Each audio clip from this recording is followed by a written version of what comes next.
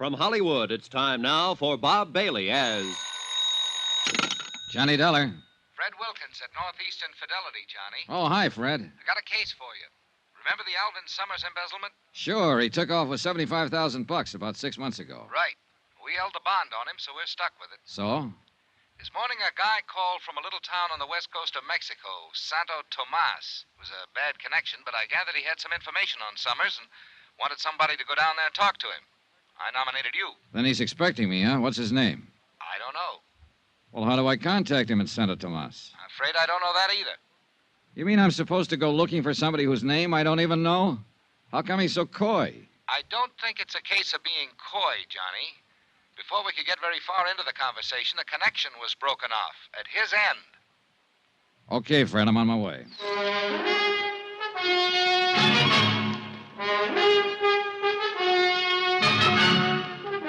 Tonight and every weekday night, Bob Bailey in the transcribed adventures of the man with the action-packed expense account, America's fabulous freelance insurance investigator. Yours truly, Johnny Dollar.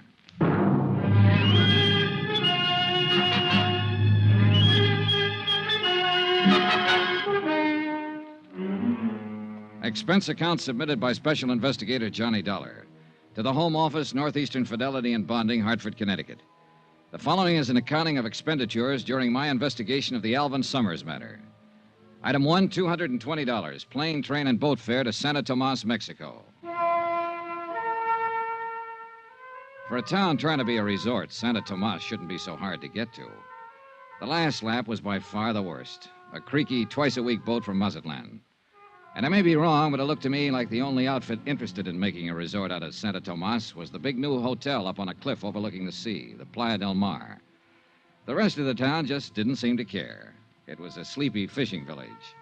A dilapidated pier, a long curving beach with the jungle crowding in on it, and a miscellaneous assortment of adobe shacks huddled here and there, sort of digging their feet into the ground. Even at a distance, the Playa del Mar looked too rich for my purpose, so I checked in at the other hotel. It was an old two-story job in town that I found after carefully detouring around a belligerent rooster scratching up a meal in the street outside. Once inside, I couldn't help feeling that the rooster was better off. It was small, dingy, and hot. I signed the beat-up ledger that passed for a register, and a little character wearing a ragged shirt with no collar, a big grin, and a baseball cap swooped down on me and grabbed my suitcase. Right up the stairs, senor. Okay. Are you the star of the Santo Tomas 9 or something? ¿Qué? The baseball cap. Oh, it's a first-class hotel here. I got to wear a uniform. Oh, sure. Silly of me. Which way? Follow me, senor. You come here to fish? Not exactly.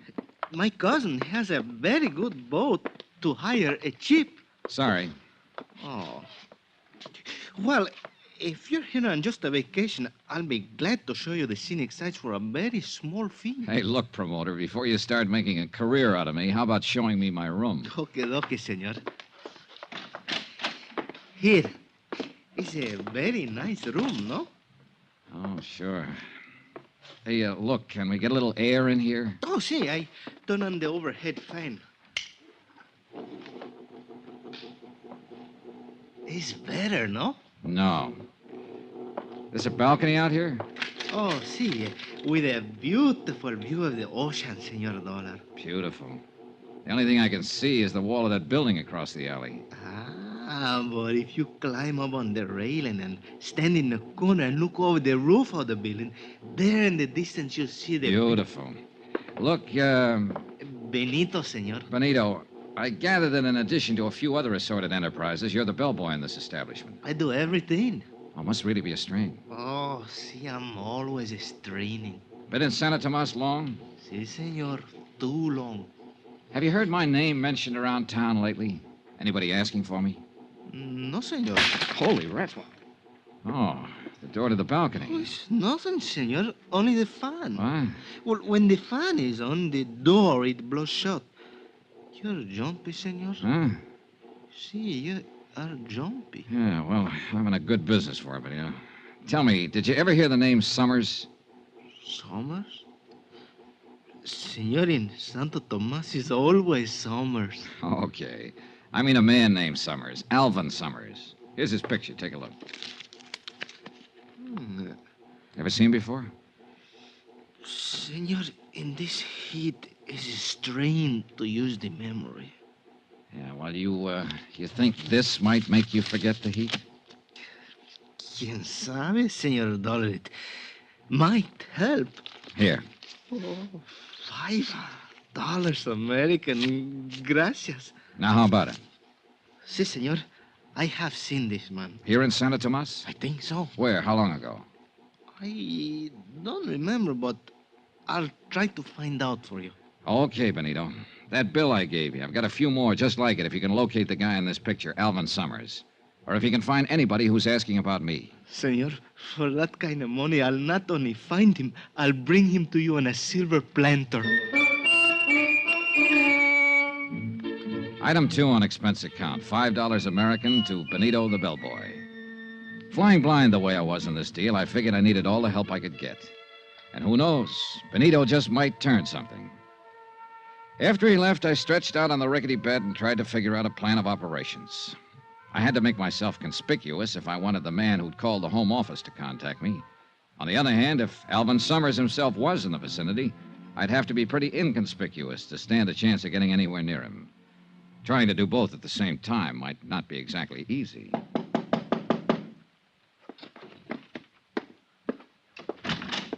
Yeah? Dollar? Well, yeah. Who are you? Carson's the name, E.K. Carson, and I'm sure glad I found you, friend. Hey, you the guy who telephoned and wanted to see me? I sure am. Well, my luck seems to be holding up pretty well. Not too well, I hope. Huh? Yes, sir. As soon as I saw you check in, I phoned the desk clerk to ask who you were. I says to him, he looks like an American to me. See, I'm in room Wait a 10 minute. downstairs. Desk clerk? I thought you meant that long-distance call. Well, the reason I hope your luck's not too good, friend, I'm sure hoping to get you into a little cribbage game. Cribbage? You play, don't you? No, I'm strictly the gin rummy type. Oh, I could teach you, friend. Wouldn't take a jiffy. Sorry, I thought you were somebody else. Oh, I sure wish I could get you into a little game, friend. Gets mighty lonesome making the rounds of these small towns. Are you in business here? No, I'm a traveling man. Regional sales manager for Hold Tight Zippers. Zippers? Down here? Sure thing. All a matter of education. As I often say, business is where you find it. Why, half the world is just waiting to be zipped up. Great thought, ain't it? Terrifying. Look, Mr. Carson, if you'll excuse What me... about that cribbage game, friend? Sorry, as I told Now, you, I'll bet if you just learned to play the game, you'd find out it was a whale of a lot of fun. I'll wait. Well, then, why don't we have us a good talk about business? Look, if you don't mind, I've got a few things to do around here, so... Sure, I know. To tell you the truth, I guess I'm just plain lonely. Daytimes aren't so bad when I'm out on the road, but nights I don't seem to be able to find anyone to talk to. Now that you're Yeah, here... well, maybe we can have a drink sometime. Say, I'd sure like that. Then maybe we can get up a little game later. Well, maybe.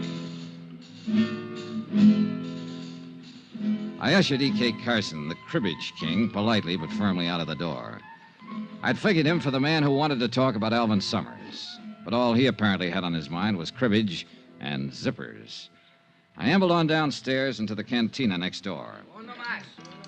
I cut my way through the smoke to the bar and looked around. A few tired-looking characters at the tables, and over in one corner, a little fellow bent over a guitar, eyes closed, in a world all his own. Then I saw the girl, 3 stools down the bar from me. But when I looked up again after a drink, she was only 1 stool away. Hi. Hi. Welcome to Santa Tomas. Thanks. Really something, isn't he? That guitar player. I saw you watching him. Oh, You know, those guys give me the creeps. They start playing and all of a sudden they're gone. Real far away. I don't think he even knows there's anybody else in here. lucky man, huh? Yeah. It's funny. A cheap, run-down bar like this. Nobody listening to him. Except us. And he's playing like he's on a cloud. Yeah. There's a flamenco singer like that up at the hotel. At night out on the terrace when she starts those wailing songs of hers. She gives me the creeps, too. Up at the hotel, the Playa del Mar? Yeah. Oh, you must be down here to see how the other half lives. I mean to see if anybody lives in this town. I sure picked me a great spot for a vacation. Pretty dull, huh? Real. At least, it has been. Oh? Say, do you know that guy over there? The American at the corner table? Yeah, the muscle man. I sure don't. You, certain? Of course I am. Why? Well, he's been staring at us. Oh. Never saw him before, huh? Mm-mm. Of course, I've never been in here before. Maybe he's the bouncer. He sure looks like he could qualify. Well, Look, he's leaving. yeah, I guess we made him self-conscious. I guess I'd better leave, too. Where to, Gloria. Johnny? Johnny. I think I'll go back up to the hotel and change. Then what? I don't know. There's a moon tonight. Got a date? Mm-hmm. Me? Mm-hmm. When?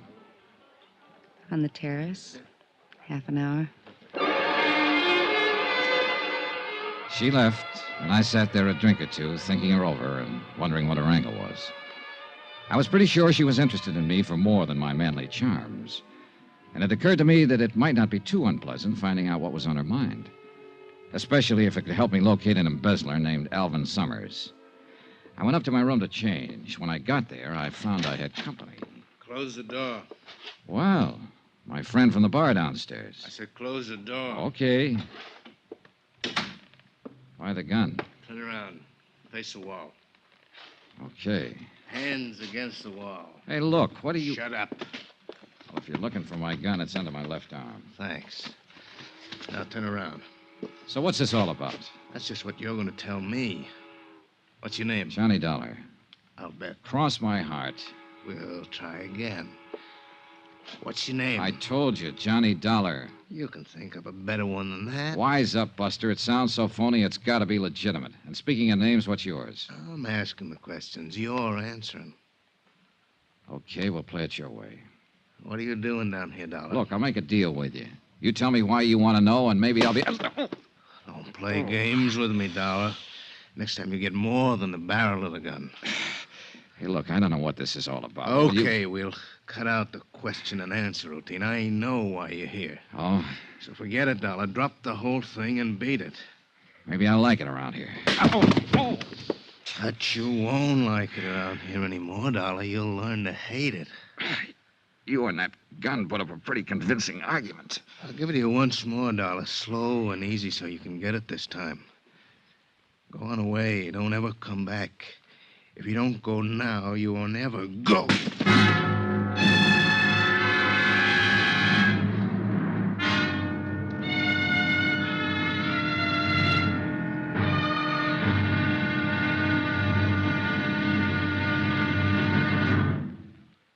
There'll be another exciting episode in the story of the Alvin Summers matter tomorrow. Tomorrow night, a threesome on a moonlit beach.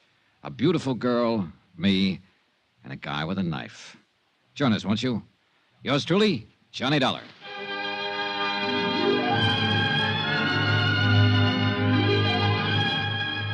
Yours truly, Johnny Dollar, starring Bob Bailey, is transcribed in Hollywood. Written by Robert Reif, it is produced and directed by Jack Johnstone. Be sure to join us tomorrow night, same time and station, for the next exciting episode of Yours truly, Johnny Dollar. Roy Rowan speaking.